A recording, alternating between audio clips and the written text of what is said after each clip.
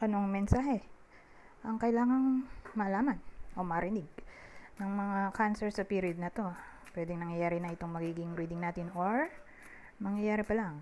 Kung hindi man para sa inyo itong magiging reading natin, edi baka para sa someone na malapit sa inyo o sa someone na kakilala niyo mismo. Baka may lumabas na gender mamaya, gawin niyo na lang energy. Masculine at feminine energy. Pwede rin naman na huwag niyo nang pansinin ang gender. Hindi ko masasabi kung anong magiging reading, kung positive ba o negative. Depende sa kung anong mapipick up kong energy. Walang masama kung papanorin ang Sun, Moon at Rising sign. Kasi baka man sa mga yan ay mag-resonate na sa sitwasyon nyo.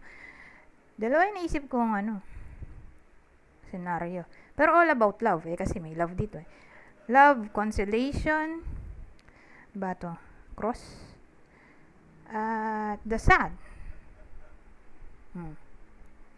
So, ang topic natin ay malamang love or relationship.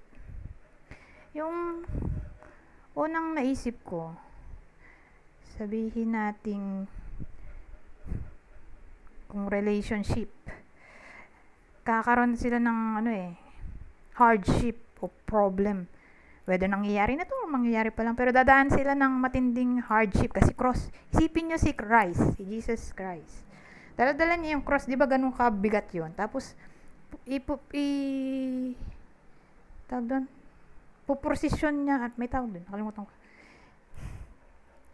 Basta pasan-pasan niya yun, ang haba ng nilakad niya. So, isipin mo pa lang, mahirap na, di ba? So, card siya ng hardship, challenge, pain, problem na nga lang in general.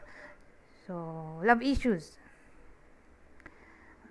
Ayan na tong consolation.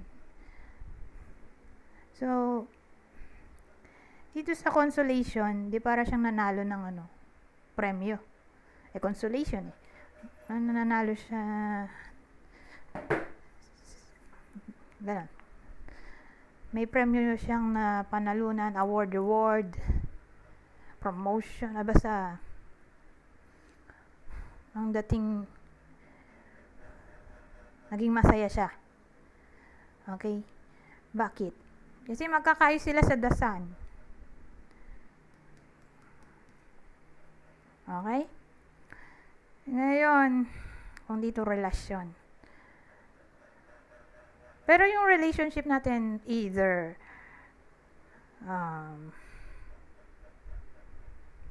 tawag doon,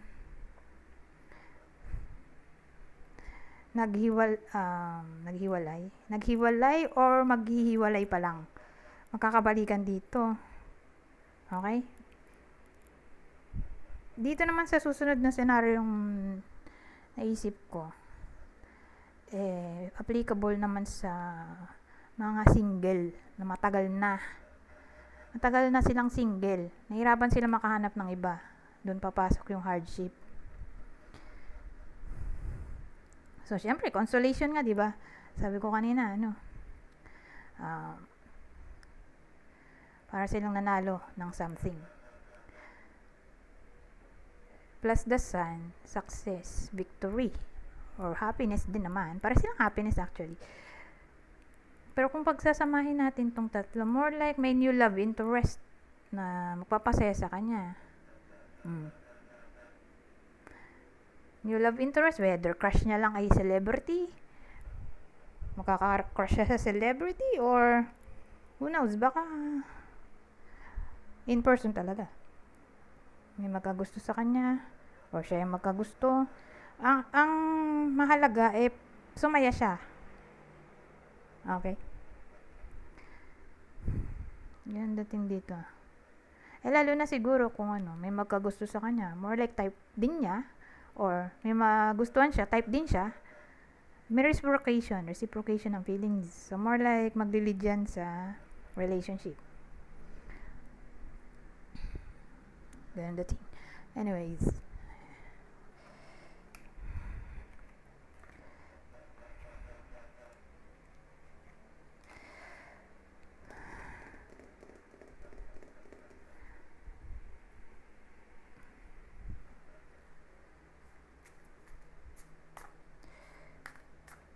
Dito, ano pang masasabi nito?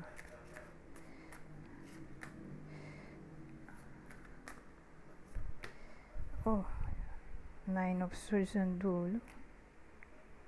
Ganda sana nito, 10 of Cups.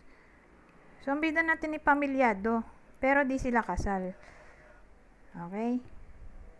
Para makilala nyo kung kayo ba yung bida dito o hindi, or anyone na malapit sa inyo na pamilyado, di kasal. So, for some reason, karoon ng power struggle dito eh. Di ko na ika-clarify, madali na maintindihan. Karoon ng power struggle. So, pag sinabi mong power struggle, may isa na gusto siya boss, siya masusunod, siya lagi tama. Nagiging inferior yung isa. Yung isa superior, yung isa inferior, ganun. Yun yung power struggle. So, ngayon, syempre, magli-lead yun sa depression, anxiety, trauma, insomnia, fear. Ano pa ba yan? Nauubos ng knowledge ko. Hopelessness. Okay na lang.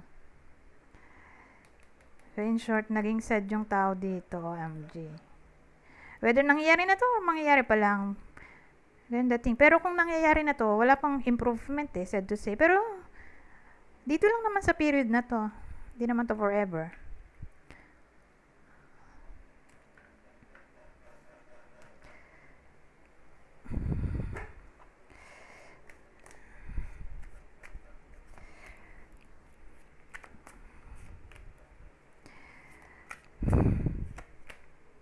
Justice. Ano kaya to?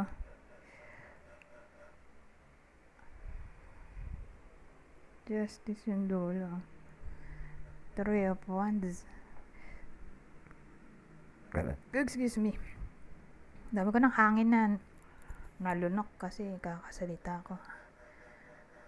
Dahil ang dami ko ng ginagawang video nowadays. So, anong meron dito? Meron kasing parang in-envision. Ang tao dito. In-envision? Ano pa ba to? Envision, planning, decision, preparation. So, in short, may chance naman mangyari yun eh. Yung ini-envision dito. So, depende kung ano bang parang gusto. In-expect, in short. May in-expect yung tao dito. Or who knows, baka tinatry i-manifest.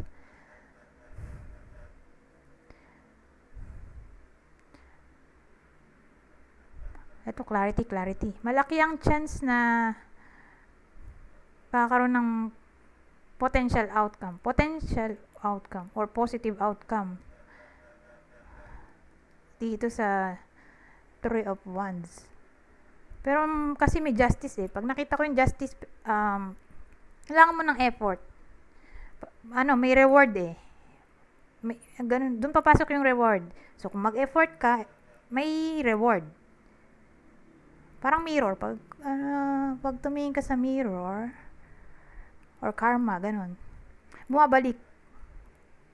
Or kung ano yung nakikita mo, yun lang din kung ano yung nasa harapan mo, or reality, yun din nakikita mo sa salamin. So, more like, kung mag-effort nga, malaki ang chance ng manifestation. Ganun the thing. Pero kung ito ay nandito at ito ay nandun, more like mag-effort siya or hindi, mangyayari pa rin sa the star. Dating sa akin.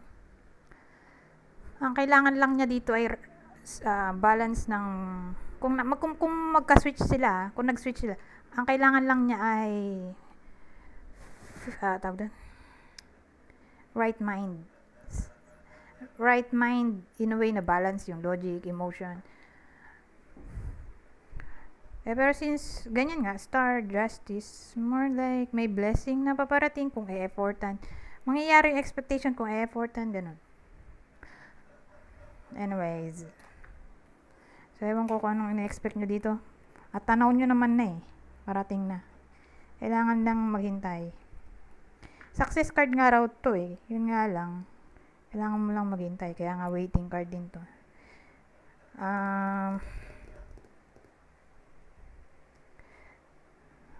Doon ako mag-end. Babasahin ko pa sana to. Kaya lang, sige na. Kulang na ako sa time eh. Isang card lang. Babasahin ko na lang para mabilis.